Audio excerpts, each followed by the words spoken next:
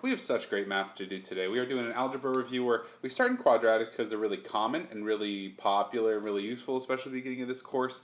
But then we get into all sorts of different things, binomial theorems. Did I break it? Nope. Okay, so here we go.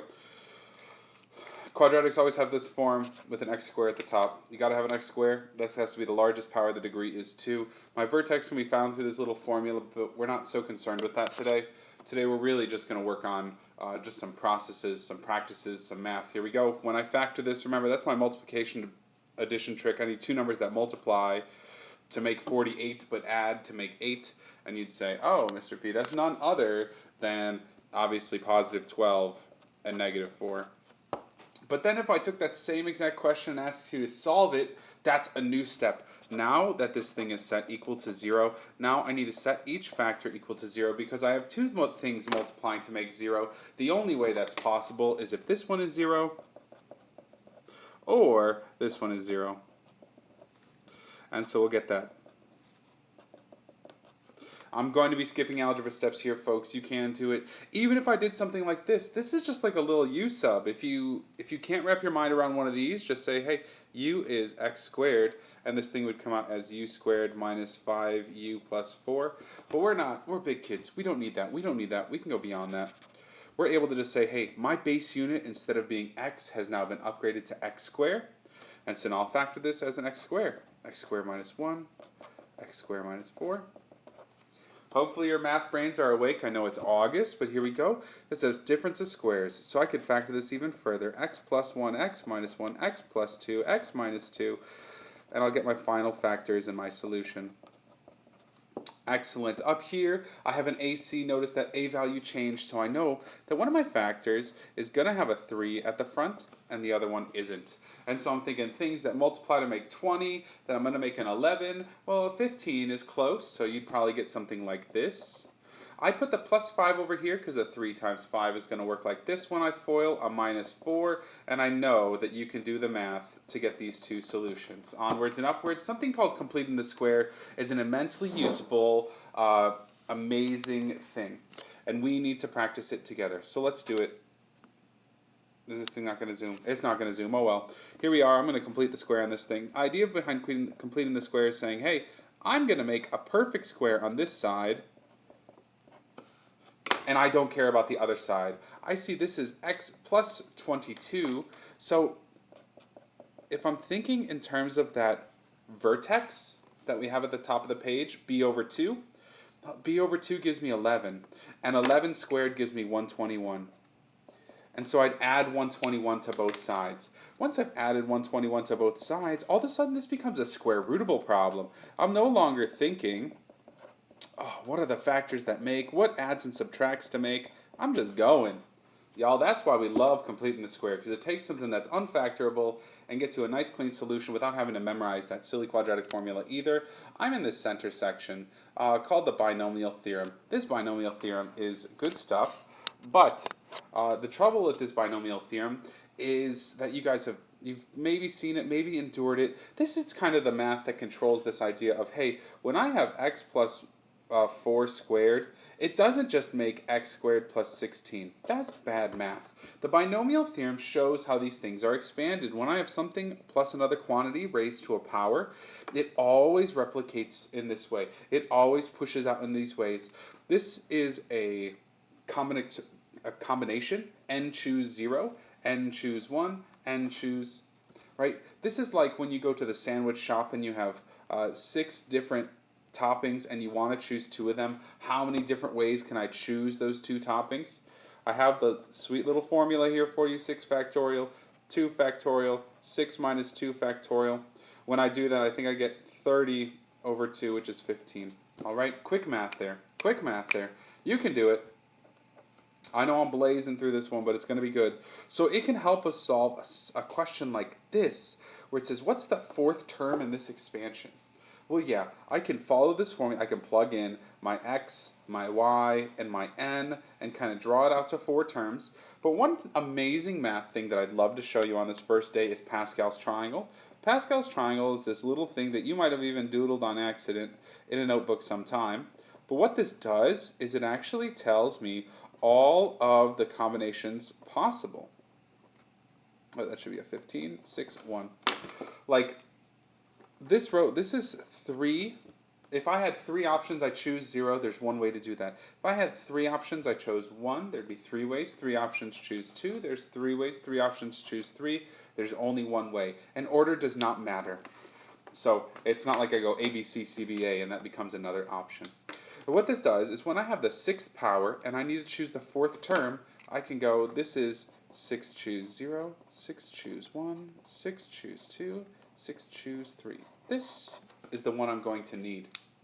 So when I'm building this term, I know this thing is going to multiply out to be like something x to the 6th, something x to the 5th, something x to the 4th, and so on and so on. So what this is just doing is helping us shortcut things like this. So I know I have a 20. I know that on the 3rd term, my x power would count down 6, or on the 4th term, it'd count down 6, 5, 4, 3. So this is going to be x to the 3rd. But that also means that I'd have 4 to the 3rd power. That means I have 20 times 64 times x cubed. I get 1280 x cubed. Let's go, folks. It is that easy. Onwards and upwards. Down here, a good reminder, some synthetic division. You probably haven't seen synthetic division in a while. Remember, what we do here is we strip away the x's and we try to factor it by guessing. I see this is a 6. I'm going to choose 1 because 1 goes into 6. It's a good factor of 6. It might help us here. And remember, the idea here is I drag this one down. I multiply across by 1. I get 1. I add these down. I drag this one across. Multiply, add, multiply, add, multiply, add. And what comes out next is x squared minus 1x minus 6. And that is factorable again. So when it asks me to factor this whole thing, remember this is a solution of 1. It's like I tested the solution of 1 against the original function and just kind of stripped away those x's. So what this really factors to is the x minus 3 and x plus 2 that I found, but this would also give me a factor of x minus 1. And especially on things like this, I definitely like to factor it. There is a difference in sum of cubes formula, but in this case, I always forget it. I'm not going to lie to you, I always forget it. So instead, I'll just use synthetic division. Notice I put zeros here because I needed placeholders, 0x squareds, 0 regular x's. I drop this down, I multiply, add, multiply, add, multiply, add. I'm always looking for a remainder of 0. That means it was a clean factor. And so I'll end up with this, x minus 2, x squared plus 2x plus 4. Call it done. Even on this one, I know it's going to be similar. Here, positive 2 worked as a solution. Let's try negative 2 as a solution here, because that'll help us factor it out. 1, 0, 0, 8. Drop it down, multiply, add, multiply, add, multiply, add. And I've got it. Notice I didn't try to factor this thing because there is no factoring on this thing. It does not get any nicer. It does not get any cleaner. So especially when I get down to a problem that looks like this one at the bottom, I can solve this using synthetic division because I can break down this yucky new denominator and see what it's actually made of. Like this denominator is actually just x minus 3, x plus 2, x minus 1, whereas this numerator, two numbers that multiply to make 3 but add to make negative 4, we got it. And so now I can just simply remember when I'm multiplying and dividing, my identity is 1. So it doesn't become 0, it becomes 1. Let's look at side 2 here, folks. Over here on side 2, it's really going to start getting messy because we're just going to go quick topic to quick topic as well. Rationalizing denominators, just an excuse to remind you of the conjugate, but simple rationalizing denominators is just because I'm not allowed to have square roots in my denominator because someone said so sometime. That's the truth of it. So this would turn into 3 times the square root of 5. This would be the square root of 25, which we know is 5. And that's why we multiply by that square root, because it cancels, it's going to force a square term, which is then going to reduce because it's a square root. Next up, I have this one. This is a special type. This is that conjugate I mentioned for a moment there. Whenever I multiply something, I'm not allowed to change the value, so I have to multiply numerator and denominator, and this is going to abuse that difference of squares fact that we know so well, right? When I multiply something like this, I always get x squared minus the square. In this case, I probably should have written x squared minus 2 squared, because that's what you'll see here. This denominator is going to become 1 squared minus the square root of 2 squared. But since it's a square and a square root, they're inverses. They're going to cancel, and this is just going to be 1 minus 2, which is negative 1. So my denominator becomes negative 1. My numerator, I distribute in, and I get this. And so that yucky, terrible thing that we started with actually comes out with a pretty clean solution. All because I used the conjugate. Over here, I'll use a conjugate to help me evaluate this limit. Yeah, you can use L'Hopital's, and I promise you get the same answer I do, but wouldn't it be a little bit easier to use a conjugate? I think so.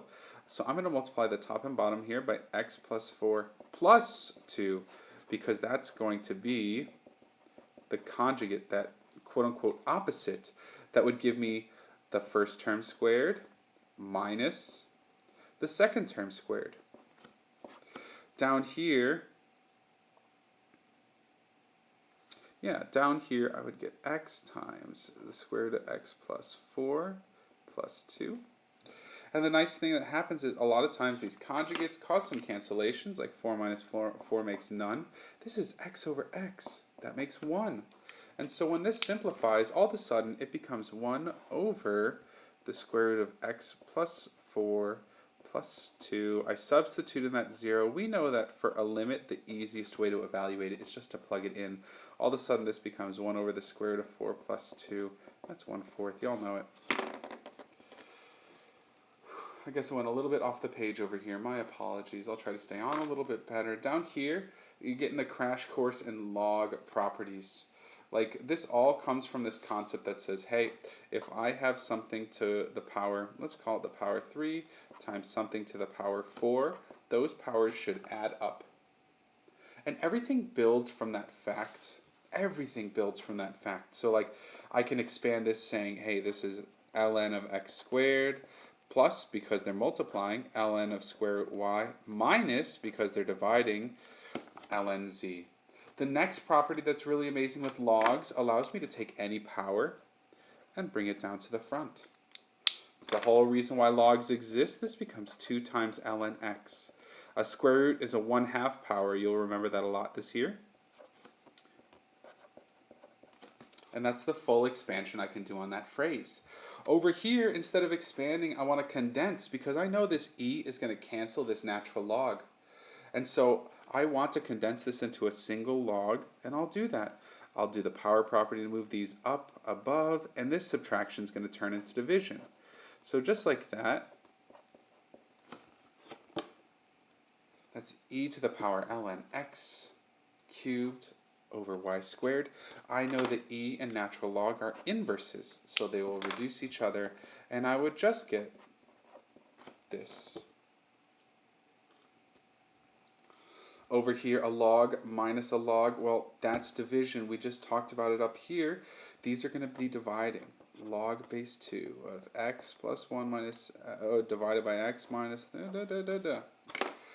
In case you forgot what a log says, if I read this as a sentence, this says 2 to this power makes this thing. Maybe you haven't thought of the log spiral in a while, but that's the order I should write this.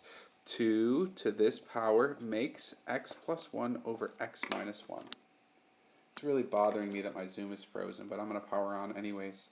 I'm going to multiply both sides by that denominator, x minus 1. Kind of move on with my life a little bit over here. Let's get away from that margin that's getting messy.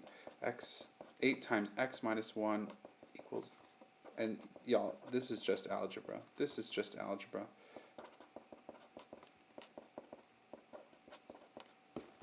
Right? No need to show you what that is.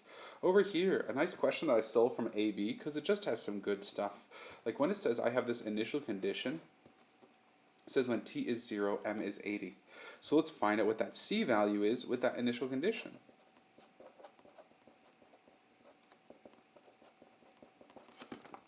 Well, I know that becomes 0, and that becomes ln 40. So C is ln 40.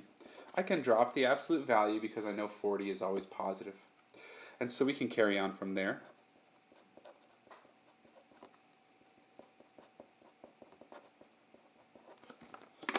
When I want to get in here, I'm trying to solve for m. I'm trying to get this into y equals.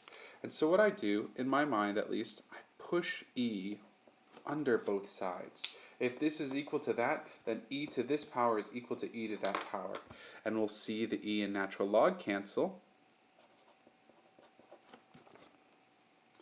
And over here, we'll see this work as well. I should probably have a plus minus, but it works out in the wash on this problem, so I'm just ignoring it a little bit.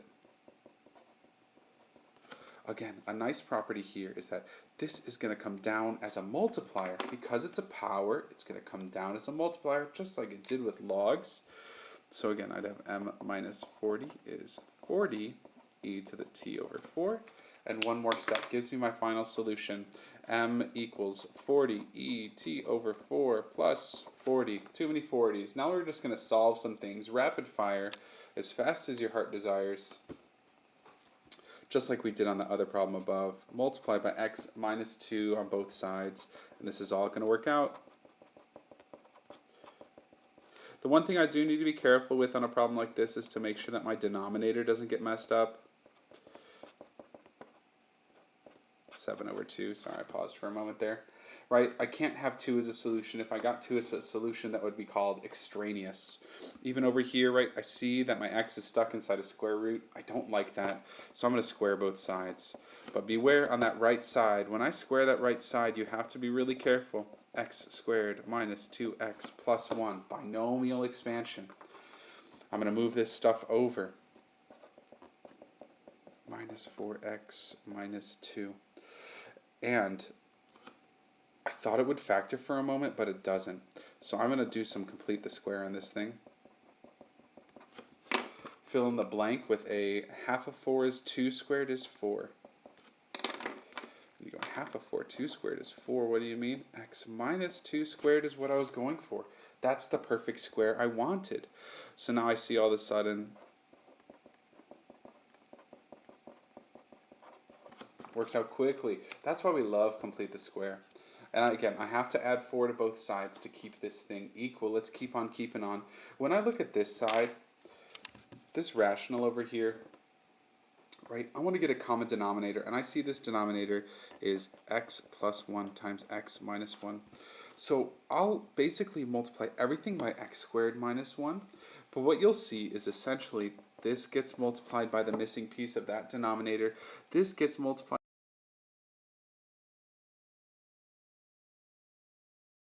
It's a little shortcut you can use to save yourself time and energy. And this whole thing works. I believe in you to do this, algebra folks. Over here, absolute value. Again, absolute value means distance from 0. I would always start this by dividing by -3. Even though a lot of people would want to distribute, that's not what we're doing. There's two numbers that are 11 distance away from 0. 4x minus 9 is positive 11, 4x minus 9 is negative 11, and we just chew through this thing. X is 5, I believe in you to do this side, negative 1/2.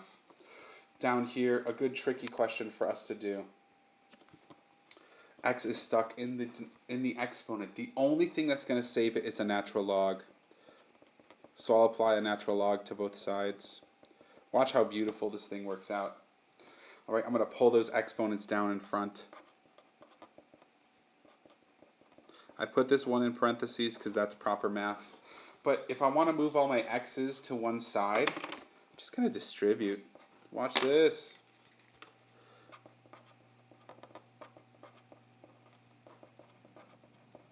Move my x's to the same side.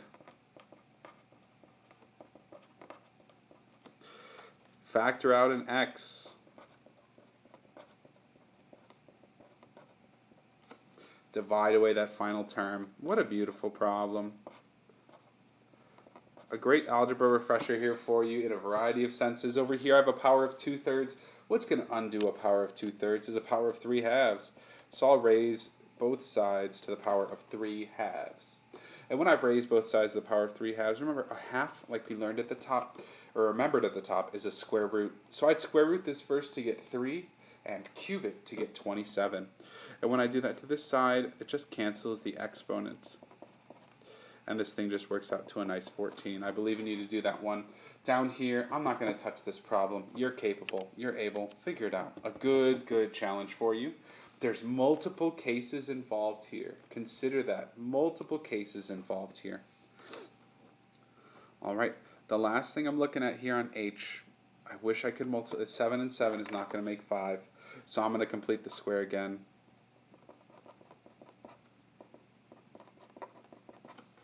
Problem is, this is not a nice square to complete. Half of the middle, the vertex is at 5 halves, or negative 5 halves in this case. Well, now that's what I have to add to both sides. That squared. That squared.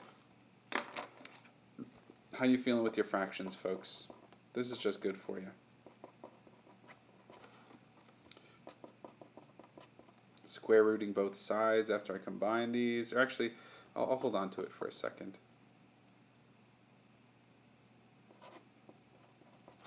Right? I'm taking the square root of a negative.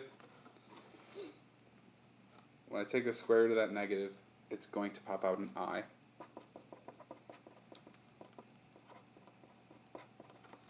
Does the square root of 271 get any nicer? Absolutely not.